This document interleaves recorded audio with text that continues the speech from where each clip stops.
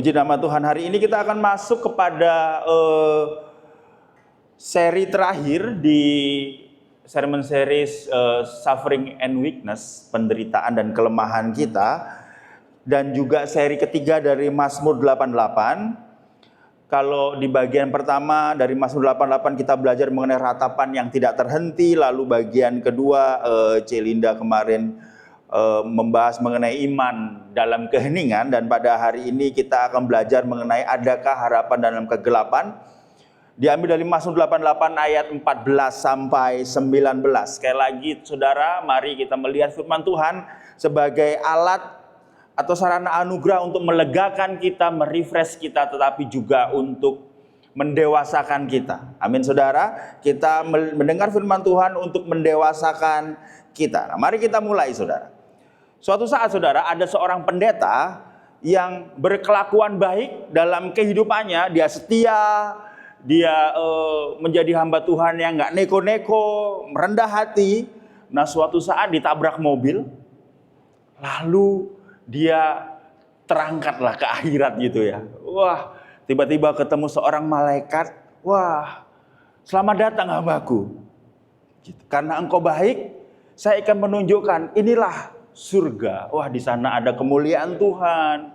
Para orang kudus bernyanyi seperti di Wahyu begitu ya. Mahkotanya dilempar ke bawah tahta kemuliaan dan lain-lain.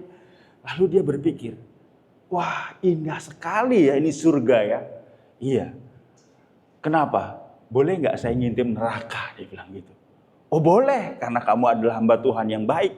Pada saat dia ke neraka saudara, ternyata di neraka itu berpesta saudara, seperti di gambar itu. Banyak artis-artis, wah orang-orang ternama berpesta. Kayaknya apa yang tidak boleh di dunia dilakukan semua di neraka. Wah, lalu dia berpikir, apa saya ke neraka aja ya? Tetapi sang malaikat berkata, gini aja. Waktumu belum tiba anakku, saya hidupkan kamu kembali. Jadi pada saat kecelakaan itu dia hanya mati suri. Nah, karena dia sudah tahu apa isi neraka dan isi surga, lebih baik saya jahat aja di dunia ini. Nggak perlu jadi pendeta. Wah, dia merampok, dia segala macam ya. Sampai, wah, jahat sekali hidupnya, 180 derajat bedanya. Lalu ketabrak mobil lah lagi dia. Kali ini mati beneran saudara. Sang malaikat berkata, loh, kok kamu ada lagi cepat sekali, tapi catatan kamu ini negatif. Ternyata selama ini kamu berbuat baik bukan karena Kristus, tetapi karena dirimu. Kamu gak benar-benar ternyata menerima Kristus. Ya udah, kamu ke neraka sana. Wah, dia udah seneng, yes. Akhirnya visi hidup saya ke neraka kesampaian. Tapi begitu saudara, begitu masuk neraka, ternyata yang ada adalah kegelapan, kedinginan, siksaan, sengsara. Lalu sang pendeta berkata, loh, kok tidak seperti yang ditunjukkan waktu itu? Tiba-tiba ada seorang datang, malaikat maut berkata, maaf Pak Pendeta, waktu itu bulan promosi. Jadi nggak sesuai harapan. Saudara, ada satu hal yang membuat banyak orang Kristen itu tidak nyaman dengan kegelapan yang mendalam, karena itu adalah penderitaan. Mungkin sama seperti di neraka. Mazmur 88 adalah mazmur yang menggambarkan bagaimana mungkin kehidupan neraka itu. Nah, pada hari ini saya undang untuk bangkit berdiri untuk kita sama-sama membaca di Mazmur 88 ayat 14 sampai 16. Saya akan membacakan di ayat yang genap. Bapak Ibu Saudara membaca ayat yang ganjil. Saya baca dulu. Tetapi aku ini ya Tuhan, kepadamu aku berteriak minta tolong, dan pada waktu pagi doaku datang ke hadapanmu. Silakan.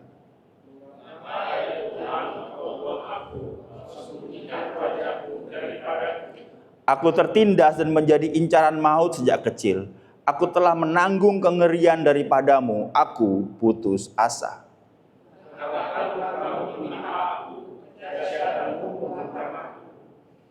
Mengelilingi aku seperti air banjir, sepanjang hari mengepung aku. Serentak sama-sama, 1, 2, 3. Telah kau jauhkan daripadaku sahabat dan teman. Kenalan-kenalanku adalah kegelapan. Puji nama Tuhan. Silakan duduk saudara. Saudara, seperti yang pernah saya sampaikan, Mazmur 88 adalah mazmur kepedihan, mazmur ratapan yang dinyanyikan oleh Bani Korah sebagai penyanyi Lewi, sebagai suku Lewi yang ada di Bait Allah. Nama ratapan ini adalah Mahalot Leanot, yang mana dinyanyikan dengan nada ratapan, duka cita dalam pertemuan ibadah. Penulisnya adalah Heman, orang Erasi, orang yang sangat bijaksana, orang yang baik. Saya juga pernah katakan, ternyata dalam peribadatan, ibadah, Tuhan mengizinkan dan Tuhan membiarkan ada nyanyian-nyanyian ratapan yang kita nyanyikan. Hati yang hancur Tuhan terima pada saat kita datang kepadanya. Oleh sebab itu saya selalu berkata, kalau jadi pemimpin pujian atau jadi apa, jangan berkata ada sukacita di tempat ini, lambaikan tangan. Kan gak semua orang bersuka cita. Tuhan menerima kita pada saat kita datang dengan kehancuran hati, atau pada saat kita penuh pertanyaan di dalam kehidupan ini. Jadi Mazmur 88 terutama di ayat yang kita baca tadi, itu adalah mazmur yang sebenarnya pada gereja kuno dinyanyikan pada saat Jumat Agung atau Sabtu Suci.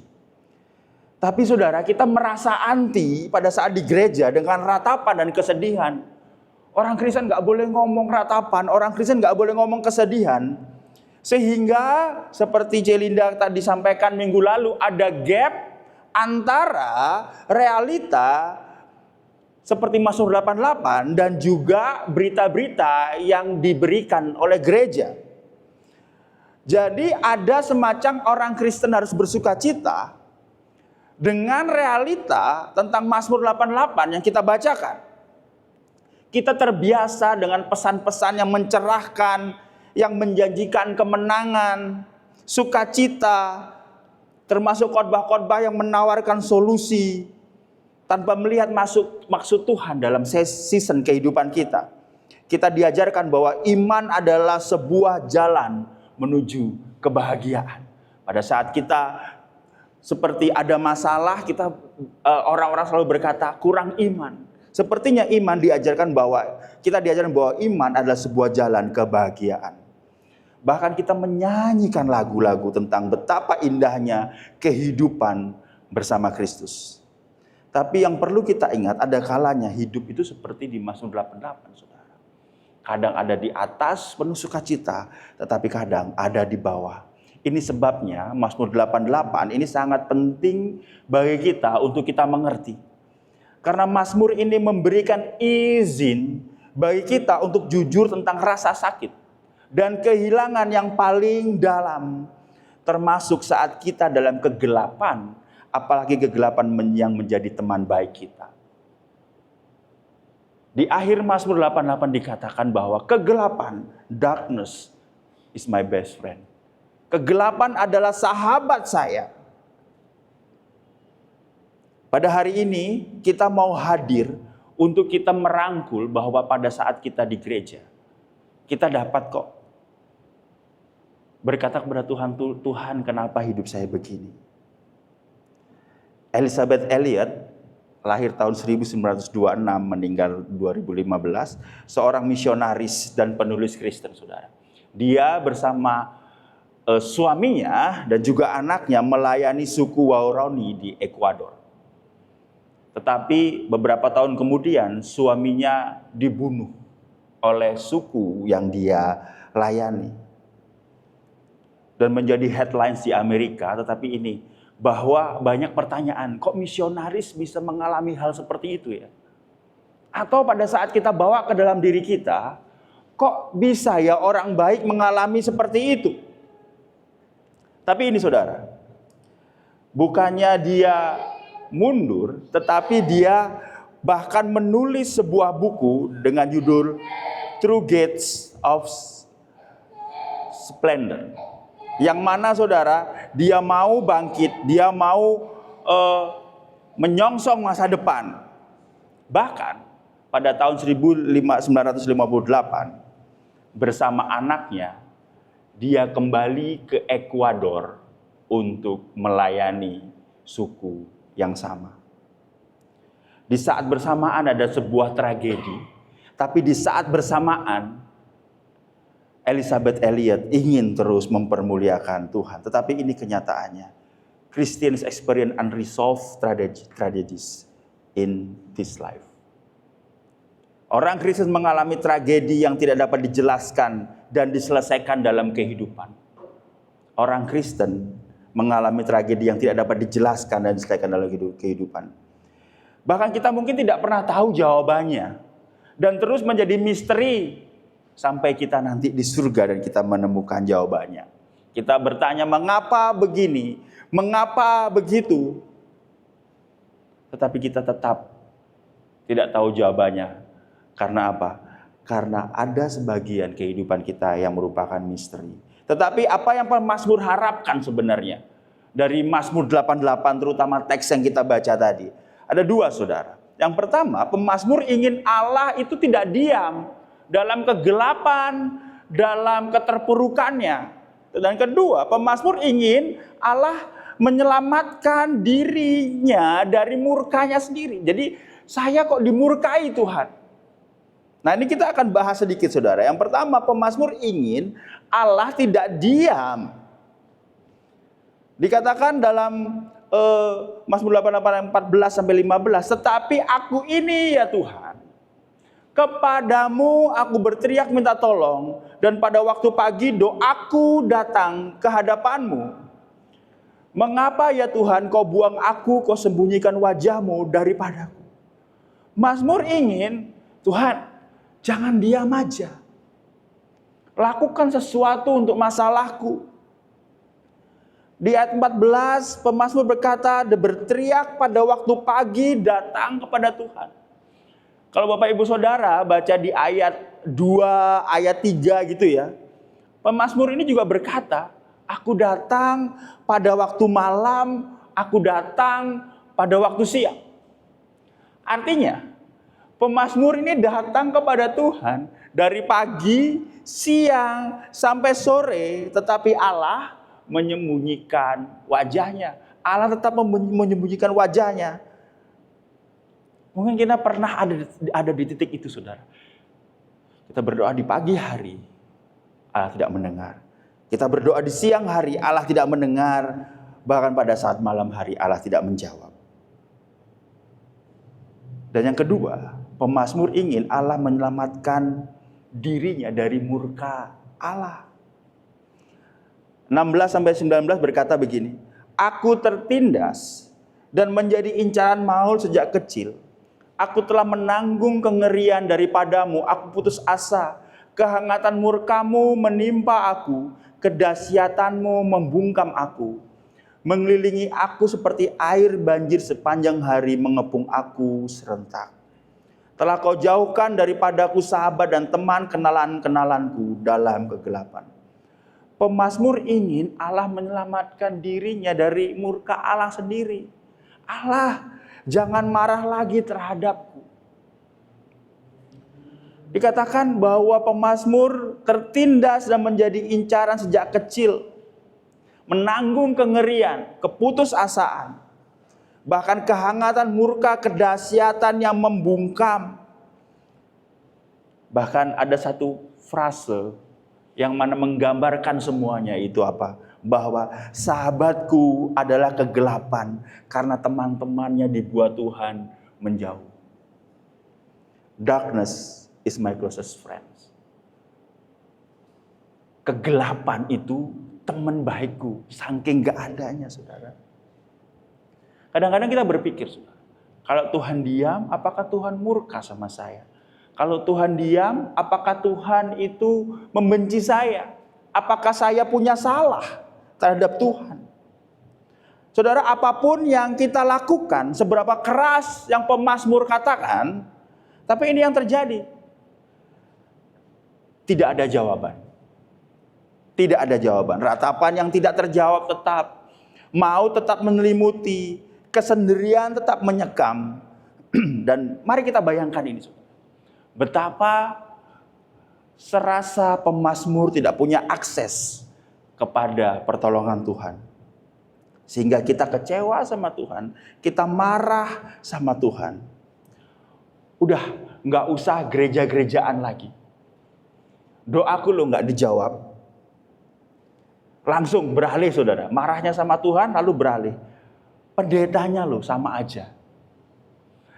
Gerejanya lo sama aja. Padahal kita kecewanya kepada Tuhan. Semuanya munafik. Kenapa? Karena seakan-akan kita nggak punya akses kepada pertolongan Tuhan. Tapi ini saudara, seperti yang saya sampaikan. Kalau kita berhenti di Mazmur 88 ini, kita hanya berakhir dengan gelap, tak berpengharapan. Tapi kita tahu kan, bahwa seluruh Alkitab menunjuk bahwa ada satu pribadi yang benar-benar mengalami ini untuk Anda dan saya, yaitu Kristus. Kalau kita hanya berhenti di Mazmur 88 saja, kita akan stuck karena tidak ada jawaban. Tetapi pada saat kita melihat gambaran besar Alkitab, betapa pribadi Kristus yang indah itu ada dan ditunjukkan oleh seluruh Alkitab, kita dapatkan jawaban. Ini adalah ujung dan jawaban dari kegelapan yang tidak berhenti di Mazmur 88. Ada seorang pribadi bernama Kristus yang mati untuk kita. Yang mana olehnya kita mendapatkan pengharapan. Dan bukan motivasi atau kiat-kiat yang menyemangati dengan semu saudara. Jawabannya kalau ada orang frustasi, kalau ada orang stres, kalau ada orang mungkin kecewa, itu nggak cukup hanya dimotivasi. Bahkan dimotivasi oleh firman Tuhan nggak cukup. Suruh doa, dikasih semangat. Semangat ya. Kamu pasti bisa. Besarkan imanmu. Berdoa terus. Puasa terus. Kita dimotivasi. Bahkan seakan-akan kita tidak mau atau tidak, kayaknya tabu untuk berkata, iya aku lemah, iya aku rapuh. Saudara, pada saat kita diberi semangat tanpa dikasih jawaban bahwa Kristus juga mengalaminya, maka sampai rumah kita akan down lagi. Kenapa? Karena masalahnya tetap di sana. Tapi kita ingat hari ini bahwa jawaban pasti yaitu Kristus. Kristus adalah jawaban karena dia mengalami dan mengerti. Begini saudara, saya jelaskan sedikit supaya nggak lompat dari Mazmur kok ke Kristus. Kristus itu menanggung kegelapan saudara. Ayat 16 dikatakan, aku tertindas dan menjadi incaran maut sejak kecil. Saudara, kalau kita bawa kepada pribadi Kristus, Kristus sejak kecil dia sadar siapa dirinya. Bahkan pada saat umur 12 tahun, dia berkata kepada Maria dan Yusuf, aku harus berada di rumah Bapakku. Sehingga dia mengerti siapa dirinya, dia mengerti mengapa dia ada di dunia. Dia mengerti misinya di dunia. Sejak kecil, sejak muda dia sadar. Termasuk pada saat dia harus mengorbankan nyawanya untuk menebus dosa manusia.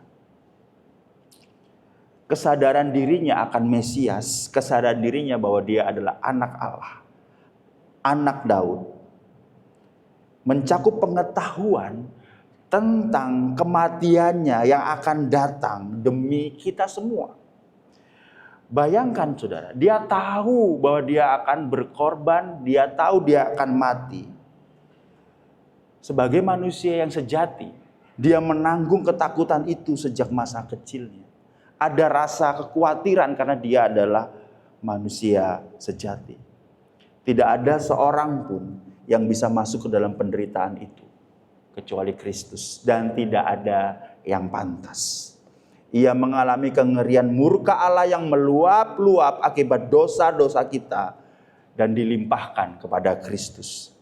Tidak ada seorang pun yang dapat menanggung beban. Tidak ada teman yang diajak, Pak Freddy ayo menanggung beban ini bersama-sama. Enggak ada yang mau dan tidak ada yang bisa saudara. Tapi ini saudara, sepanjang hidup Yesus berjalan dengan bayangan kematian yang semakin dekat. Dia menanggung kecemasan dan ketakutan itu secara manusiawi. Sampai dia benar-benar disalib. Dia masuk ke dalam kengerian murka Allah yang dilukiskan dalam Mazmur 88 ayat 17. Kehangatan murkamu menimpa aku, kedahsyatan murkamu membungkam aku. Kristus ditelan oleh kengerian, oleh teror. Seperti banjir yang tadi kita baca di Mazmur 88. Dalam menjalaninya. Dan pada saat dia disalib, dia mengalami seperti yang kita alami. Bahkan lebih parah, saudara. Dia sendirian. Telah kau jauhkan daripadaku sahabat dan teman, kenalan-kenalanku adalah kegelapan. Dalam kehidupan kita, paling enggak hari ini kita bisa curhat di sosmed, saudara. Waduh, aku kesepian nih. Ada yang nge-like lah satu, oke lah. Tidak sampai kita bisa berkata bahwa kegelapan itu teman dekatku. Artinya apa? Kita nggak punya siapa-siapa lagi. Tapi Kristus benar-benar mengalaminya. Dia sendiri, saudara. Tapi yang terpenting adalah dia bangkit dan dia menang. Dan ini yang membedakannya. Lalu sebuah pertanyaan, apa artinya bagi kita? Yesus bangkit. Saya lagi ada masalah. Saudara, hendaknya kita jangan tergesa-gesa untuk berkata, aku kalau masalahku nggak diselesaikan oleh Tuhan, aku akan meninggalkan Tuhan dalam kesedihan kita. Atau kecewa, bahkan meninggalkan harapan-harapan kita. Tapi kita tahu seperti pemazmur katakan bahwa Mazmur 88 relevan karena kita juga sering hidup dalam kegelapan yang tidak segera dijawab oleh Tuhan. Ada tragedi yang belum terselesaikan, doa yang belum terjawab, rasa sakit yang tidak hilang. Ada relevansi di Mazmur 88 yang mana hal-hal itu juga kita alami. Bahkan mungkin kita membawa luka itu sampai akhir hidup. Suatu saat, saudara, saya harus mendoakan satu nenek tua yang udah nggak bisa apa-apa lagi. Pada intinya dia, anak-anaknya mau saya datang untuk melayani dia, dan dia katanya mau dibaptis. Tentu dibaptisnya percik ya, saudara ya, nggak bisa selam gitu ya. Kalau selam kan mempercepat ya, saudara ya. Tapi pada saat itu, saudara, saya nanya, Mak, apa kabar? Baik. Gimana, Mak, perasaannya? Wah, dia ngalor ngidul cerita, saudara. Betapa, dia udah gak peduli karena mungkin sudah dekat ya. Betapa anak nomor 1 menyakiti dia. Anak nomor 2 menyakiti dia. Suaminya udah lama meninggal. Sehingga dia merasa hidupnya itu pahit. Tapi ini, saudara, bahwa di tengah-tengah hal itu, dia memiliki pengharapan bahwa dia mau datang kepada Kristus. Walaupun dia membawa luka itu sampai akhir, dia mau menyelesaikan itu di dalam Kristus. Tapi ini, mungkin kesannya kok mau bertobat si nenek ini, si emak ini kok malah dia memaki anaknya segala macam. Di tengah-tengah dia mau bertobat. Tapi ini yang saya tahu. Kristus tahu, Kristus mengerti karena dia sendiri pernah masuk ke dalam kegelapan yang paling pekat. Dia mengerti kesedihan kita. Dia mengerti. Nah, ini saya akan menyampaikan satu hal, saudara. Banyak orang yang pada sampai titik ini dia mengerti, dia nggak ngerti. Mana buktinya? Dia mengerti, masalahku ada, masalah anakku ada. Kayaknya Tuhan itu nggak ada. Betul, saudara? Pernah berkata begitu, kayaknya Tuhan gak ada deh. Karena Tuhan tidak mengerti aku. Saudara, saya akan memberikan beberapa penalaran. Habis itu kita akan cepat selesai, saudara. Saudara, pada saat kita berkata Tuhan gak ada, sebenarnya itu mengingkari keterbatasan kita sebagai manusia. Saudara. ada hal-hal yang memang manusia tidak ditakdirkan untuk mengerti, saudara. Ada hal-hal yang mana kita tidak mampu mengerti dan kita meletakkan itu kepada misteri Allah. Walaupun zaman sekarang banyak yang nebak-nebak, saudara. Mungkin kamu gak cocok kerja di air, gitu misalnya. Ada yang nebak-nebak, wah ini. Enggak, saudara, ada misteri yang gak harus kita jawab dan gak bisa kita jawab, saudara. Contoh, saudara, rambut saya dan Pak Freddy ini habis. Lalu saya nggak tahu alasannya apa dan mengapa Tuhan membuat rambut saya habis. Karena apa? Ya, misteri aja.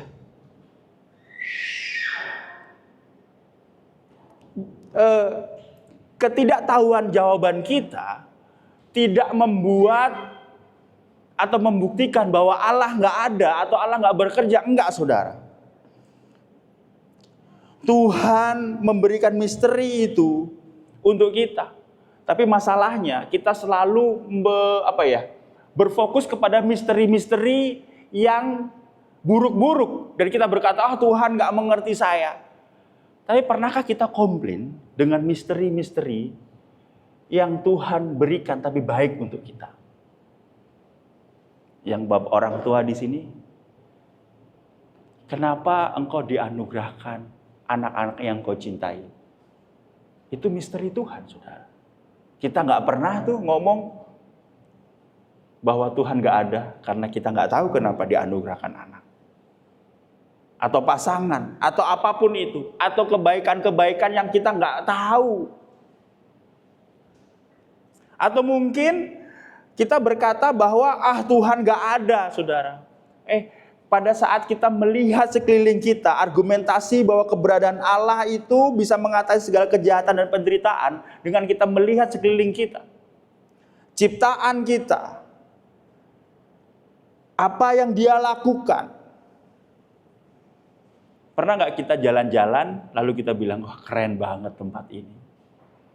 Itu menandakan bahwa Allah ada, saudara. Atau kita memiliki pengalaman-pengalaman rohani. Atau bahkan kita memiliki kebaikan-kebaikan. Baca Loren tuh, masak buat orang gitu ya. Dari mana asalnya? Dari Tuhan. Nggak mungkin di luar Tuhan. Dan yang terpenting, bahwa pada saat orang Kristen menderita, itu ada realitas penderitaan itu selaras dengan doktrin kekristenan. Ya memang kekristenan tidak dirancang untuk kita hidup bahagia di dunia ini. Kristus hadir, Kristus datang, kita diajarkan untuk bukan kenyamanan dunia, tapi pengenalan terhadap Allah dan kehidupan di dunia ini, saudara. Oleh sebab itu,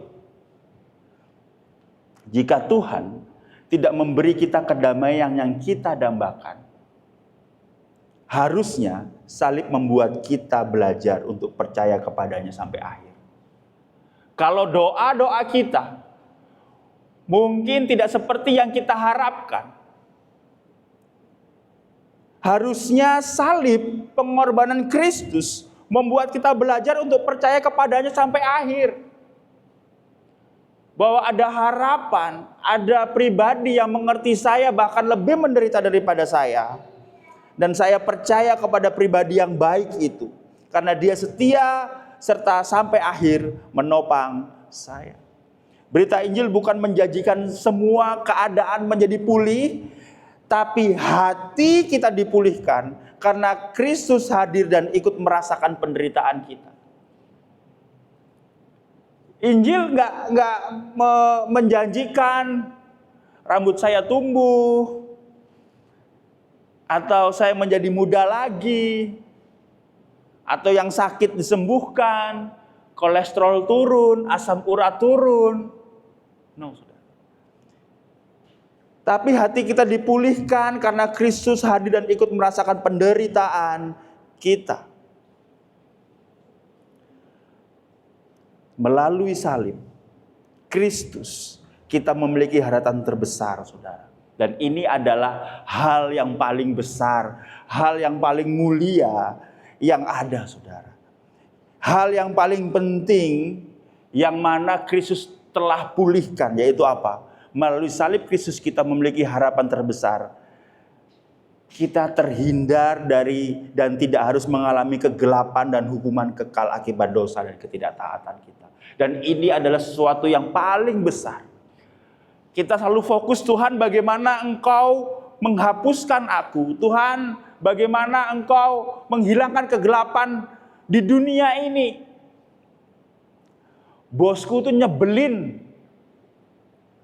Bosku itu udahlah, dia seperti horor bagi saya.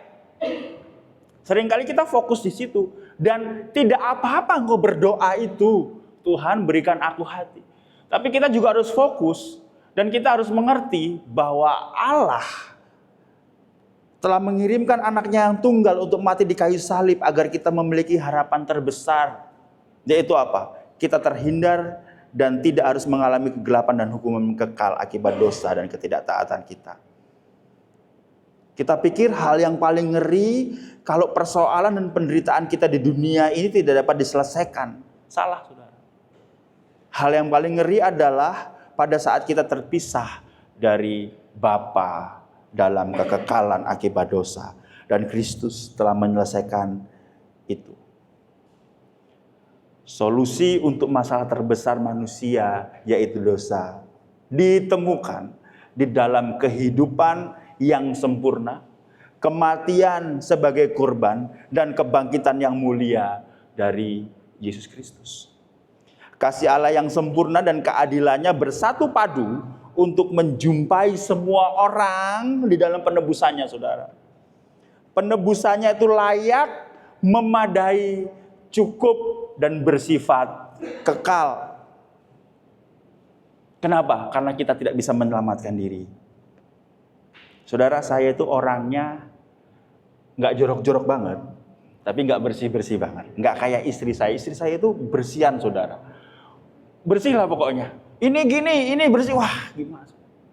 Tapi pada saat itu, saudara, itu mengingatkan saya kepada bagaimana kita tidak berdaya terhadap dosa.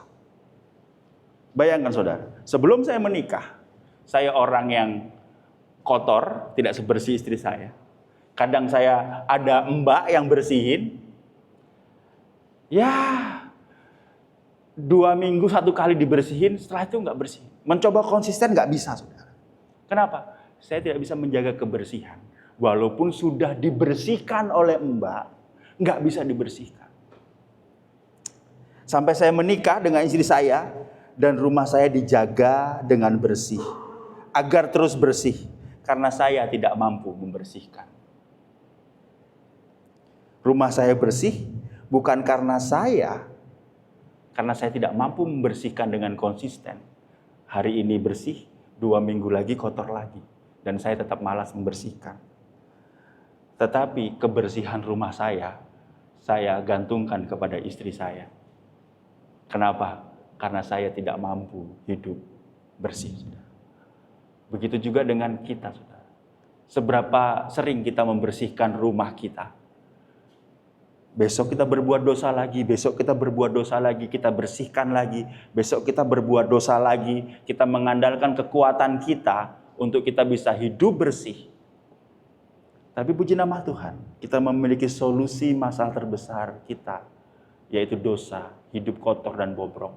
Sehingga kebersihan hidup kita, kekudusan hidup kita tidak lagi bergantung kepada diri kita, tetapi kepada Kristus.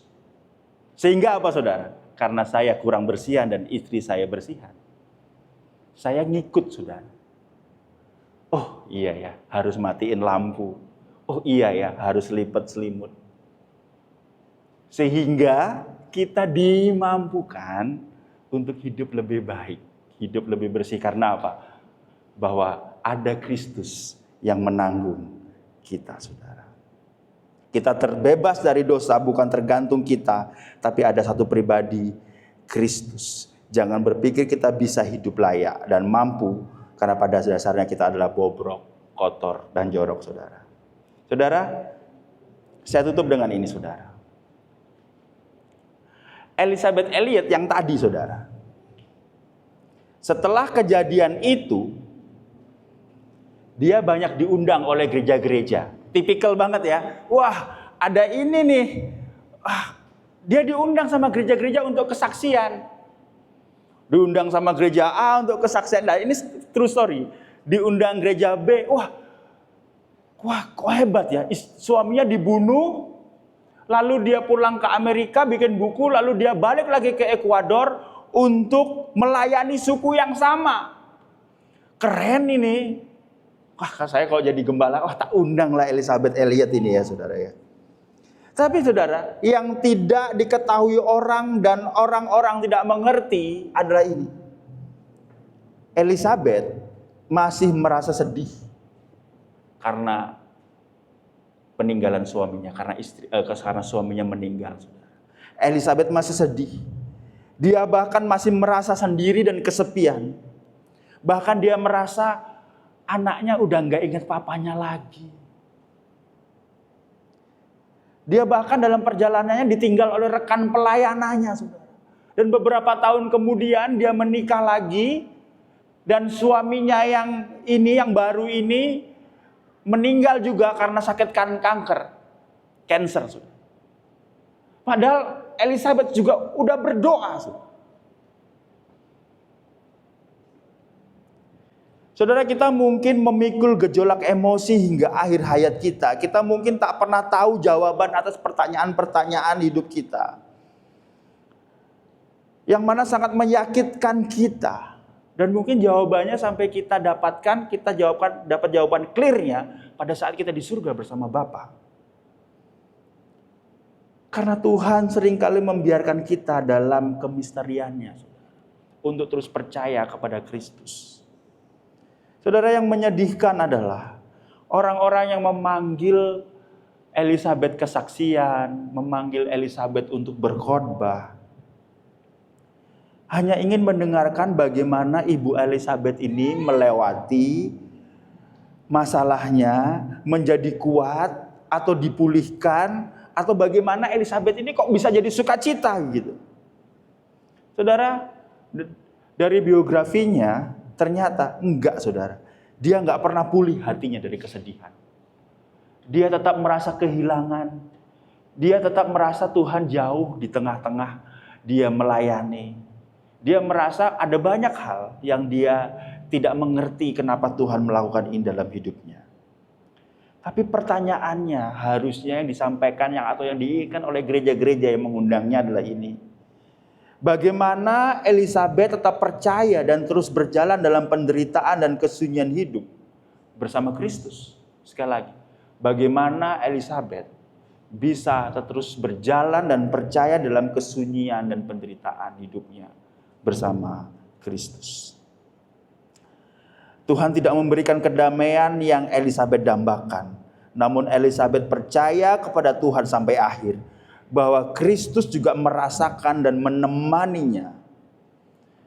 Dan 2015 sekarang dia bersama-sama dengan Kristus, kekasih hatinya. Pada hari ini mari pandanglah juru selamat kita, yaitu Kristus.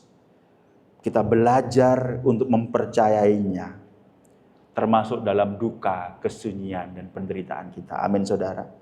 Kristus memberikan harapan pemulihan pada akhirnya nanti.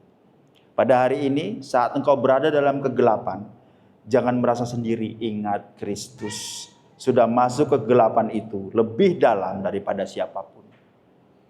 Bawalah seluruh rasa sakitmu, doa yang terjawab, bahkan pertanyaanmu kepadanya.